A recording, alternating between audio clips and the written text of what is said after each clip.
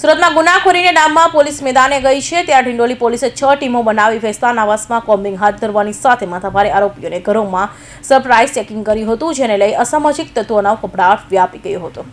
સુરત શહેરમાં ગુનાખોરીને ડામવા પોલીસ દ્વારા નાઇટ પેટ્રોલિંગ તેમજ કોમ્બિંગ હાથ ધરાઈ રહ્યું છે ત્યારે ડિંડોલી પોલીસ દ્વારા વેસ્તાન આવાસમાં કોમ્બિંગ હાથ ધરવામાં આવ્યું હતું। પોલીસ દ્વારા કુલ 6 જેટલી ટીમો બનાવવામાં આવી હતી, જે ટીમો દ્વારા વેસ્તાન આવાસમાં રહેતા કોમ્બિંગ કરવાની સાથે ગુનાહિત ઇતિહાસ ધરાવતા આરોપીઓને ઘરોમાં સરપ્રાઇઝ ચેકિંગ હાથ ધરવામાં આવ્યું હતું, જેમાં મહિલા પોલીસ કર્મીઓ પણ જોડાઈ હતી।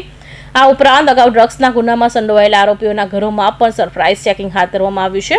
ડિંડોલી પોલીસ દ્વારા હાથ ધરાયેલા કોમ્બિંગમાં ડ્રોન કેમેરાની મદદ પણ લેવામાં આવી હતી અને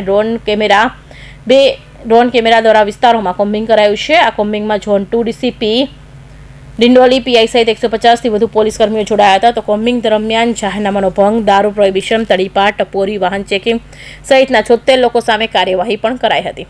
આજરોજ ડિંડોલી પોલીસ સ્ટેશન વિસ્તારમાં જે વેસ્તાન આવાસ છે ત્યાં શરીર સંબંધી અને મિલકત સંબંધી ગુનાઓને અટકાવવા માટે અને આ પ્રકારના જે આરોપીઓ છે એને પણ ચેક કરવા માટે એક કોમ્બિંગનું આયોજન કરવામાં આવ્યું છે।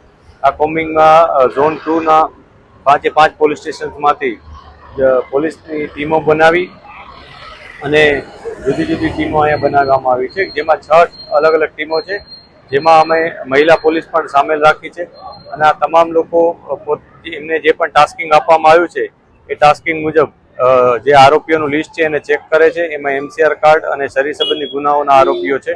આ ઉપરાંત અગાઉ કોઈ ડ્રગ્સ કે એ પ્રકારના ગુનામાં જે સંડોવાયેલા છે એમને પણ અમે ચેક કરી રહ્યા છીએ, એમના ઘરો ચેક કરી રહ્યા છીએ।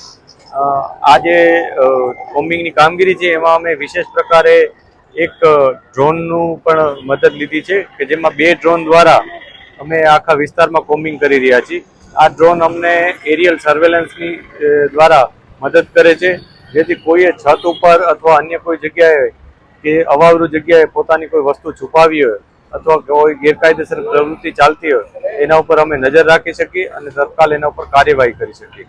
આના માટે અમે 2 ડ્રોનની મદદ લીધી છે અને જે ડ્રોનમાં રેકોર્ડિંગ પણ થાય છે અને એમાં અમે એના સાથે લાઇટિંગ પણ છે, જેથી અંધારામાં પણ અમે સારી રીતના એનું સર્વેલન્સ કરી શકીએ।